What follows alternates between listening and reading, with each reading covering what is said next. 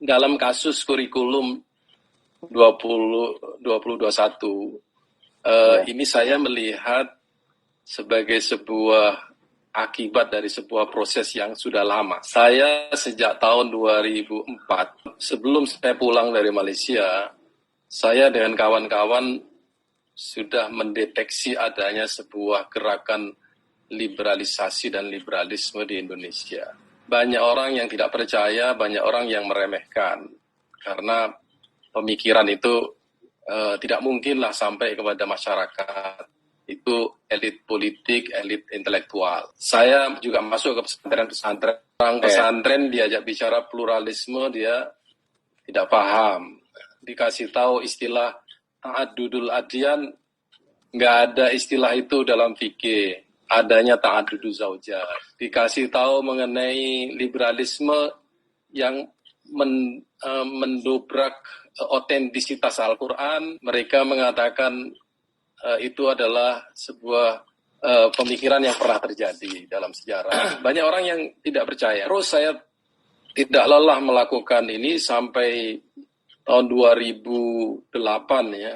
Akhirnya di Gontor saya membuat program kaderisasi ulama yang khusus untuk mengajarkan mereka bagaimana menghadapi liberalisasi dan liberalisme pemikiran. Apa yang terjadi di Indonesia sekarang ini, termasuk perubahan kurikulum, ini adalah puncak dari itu. Saya ingin setback dulu ya, apa yang sebenarnya sedang terjadi di kalangan umat Islam, baik secara akademik atau secara sosial. Saya membaca buku Sheryl Benard yang judulnya Civic Democratic Islam, Partner, Resource, and Strategy, yang diterbitkan oleh Rand Corporation. Ini adalah sebuah think tank di Amerika yang memberikan masukan kepada Security Council di Amerika sana, bagaimana menghadapi Muslim pasca 9/11. Di situ dibuatlah sebuah klasifikasi. Muslim itu terbagi menjadi 4. Pertama adalah fundamentalis, orang yang menolak demokrasi dan kultur barat. Yang kedua adalah tradisionalis, adalah yang konservatif, curiga terhadap modernitas dan perubahan. Yang ketiga adalah modernis. Modernis ini adalah orang moderat yang menginginkan dunia Islam menjadi bagian dari modernitas Barat. Nah, dari sini dibangunlah istilah moderat itu. Dan yang keempat adalah sekularis, orang Islam yang memisahkan agama dari negara atau agama menjadi urusan individu. 4 ini menjadi kriteria yang mereka pegang dan kemudian menjadi target bagaimana memperlakukan kelompok-kelompok Islam yang disebut dengan fundamentalis dan tradisionalis itu. Akhirnya mereka melakukan langkah-langkah yang memang sangat strategis sekali. Di tahun 2001 di Jakarta muncul gerakan jaringan Islam liberal, juga ada kelompok yang mendirikan Center for Religious Pluralism, muncul kemudian ada Fehmina atau gerakan feminisme dan seterusnya. Itu ternyata bermula dari wacana-wacana yang liar, ya, dan disebarkan secara masif dan dibiayai oleh Asia Foundation dan beberapa lembaga di Barat termasuk Leap for All, kemudian disebarkan melalui seminar-seminar di perguruan tinggi. Nah, ini memang sengaja diberi panggung orang-orang ini, termasuk tokoh-tokoh ormas Islam. Jadi tidak heran kalau misalnya di NU ada orang liberal, di Muhammadiyah ada orang liberal, di Persis juga ada orang liberal. Jadi ini memang sudah menjadi target. Nah, apa sebenarnya yang menjadi strategi mereka? Strategi mereka adalah merubah penafsiran Islam yang selama ini dianggap membahayakan dan penafsiran yang selama ini dianggap justru memperkuat Islam, itu yang kemudian dilemahkan. Kebenaran menjadi direlatifkan. Kemudian di dalam strategi mereka juga kritik terhadap kelompok tradisional ya, itu harus diarahkan kepada kelompok yang mereka sebut fundamentalis. Siapa yang fundamentalis dan siapa tradisionalis ini kita tidak tahu. Ya, tapi yang penting sekarang ini umat Islam berpecah belah. Dan mereka mempunyai target supaya tidak ada persatuan.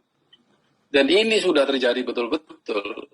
Ya, ustadz mengkritik ustadz yang lain, kiai mengkritik kiai yang lain. Ini yang menjadi target mereka. Ya. Kemudian dimasukkanlah orang-orang modernis liberal itu ke dalam organisasi-organisasi tradisionalis atau organisasi massa yang itu menjadi mayoritas. Ada satu hal lagi yang menarik untuk dicermati, pernyataan Donald Rumsfeld di Republika tahun 2005. Ya. Ini yang sekarang terjadi. Ini saya akan bacakan teksnya. Amerika Serikat perlu menciptakan lembaga donor untuk mengubah kurikulum pendidikan Islam yang radikal menjadi moderat. Tertulis ini dalam Republika. Lembaga pendidikan Islam tidak bisa lebih cepat menumbuhkan teroris baru, lebih cepat dibandingkan kemampuan Amerika untuk menangkap atau membunuh mereka.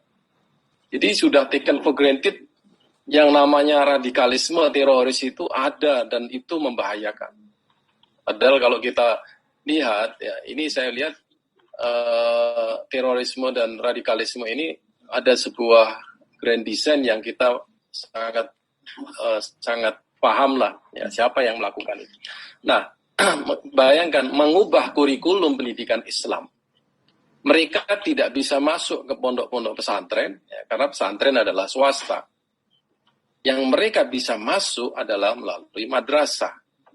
Nah, madrasah inilah yang induknya ke Kementerian Agama, itu kemudian dirubah kurikulum. Saya bisa memastikan ini bukan langkah satu-satunya, ini mungkin langkah pertama dan akan berlanjut. Sudah ada di kurikulum perguruan tinggi itu kurikulum berwawasan gender, kurikulum berpluralisme, kurikulum berwawasan demokrasi dan seterusnya. Nah, ini sudah menjadi target mereka. Apa sebenarnya yang mereka inginkan? Yang mereka inginkan adalah agar umat Islam itu cara berpikirnya, seperti Pak Lukman tadi katakan, ya, cara pandangnya dirubah, ya, cara pandang terhadap segala sesuatu. Jadi sekarang orang liberal bilang orang beriman itu adalah orang yang percaya kepada Tuhan apapun dengan agama apapun. Bayangkan, perubahan yang sangat fundamental itu aneh, lucu, tapi juga bunyi aja di media massa itu. Nah, orang-orang ini kemudian merubah-rubah makna jihad. Ya. Kemudian yang feminis feminis LGBT merubah perkawinan. Perkawinan tidak perlu laki-laki dengan perempuan, laki dan laki-laki juga disebut perkawinan. Jadi sekarang ini kita sedang berebut sebuah konsep, ya, bukan berbagai konsep. Adalah merubah cara pandang Islam. Mabda kita harus dirubah, worldview kita dirubah, ya, tasawur Islami kita dirubah, sehingga kita diarah-arahkan untuk menjustifikasi isme-isme itu. Saya kemudian bertemu dengan salah seorang peneliti di Rand Corporation ini di Tokyo. Namanya Engel Rabasa. Saya tanya dia, what do you mean by moderate? Moderate Muslim, saya bilang. Ternyata memang itu keyakinan mereka. Dia bilang begini, moderate Muslim are those people who accept liberalism, feminism, democratization, sekularisme, feminisme dan seterusnya. Oh, berarti kesimpulan saya bahwa yang disebut dengan modern tadi itu adalah orang-orang liberal. Orang liberal itu adalah moderat. Nah, di sini kata-kata moderat sudah diselewengkan. Padahal di dalam Islam kita mempunyai istilah wasatiyah.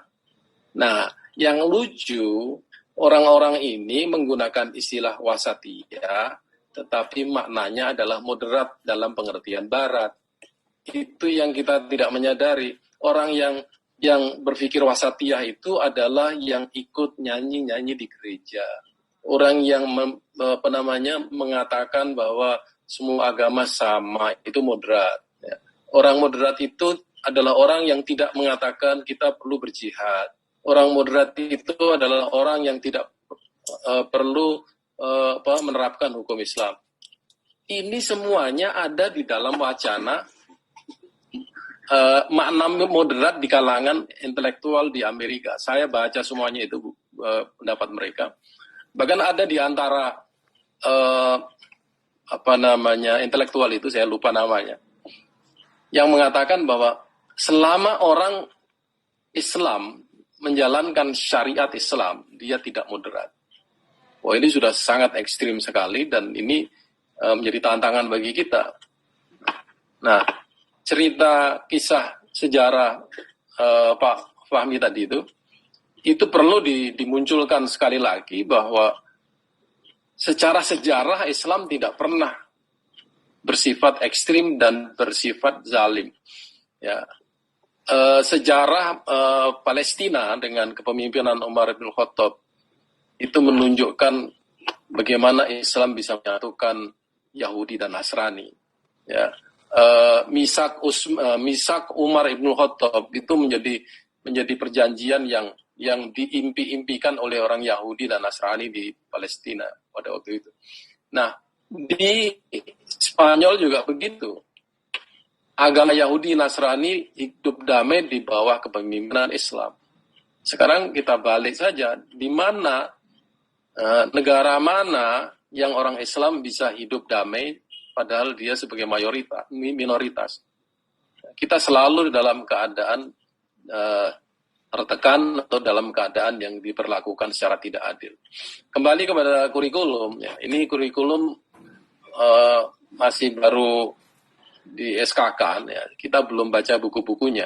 Saya menghimbau kepada Bapak dan Ibu sekalian, mari kita kritisi semua buku pelajaran yang diterbitkan oleh Kemenak ini, ya, dan kita ramekan, ya.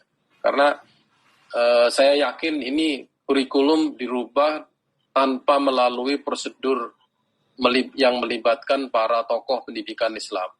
Saya ingat di zaman Pak Muti Ali dulu, ada majelis pendidikan dan pengajaran agama Islam kalau yang disebut dengan MP3A, yang di dalamnya itu adalah kiai-kiai tokoh masyarakat dari semua ormas, yang di situ mereka diberi hak untuk memberikan pertimbangan mengenai kebijakan-kebijakan Kementerian Agama.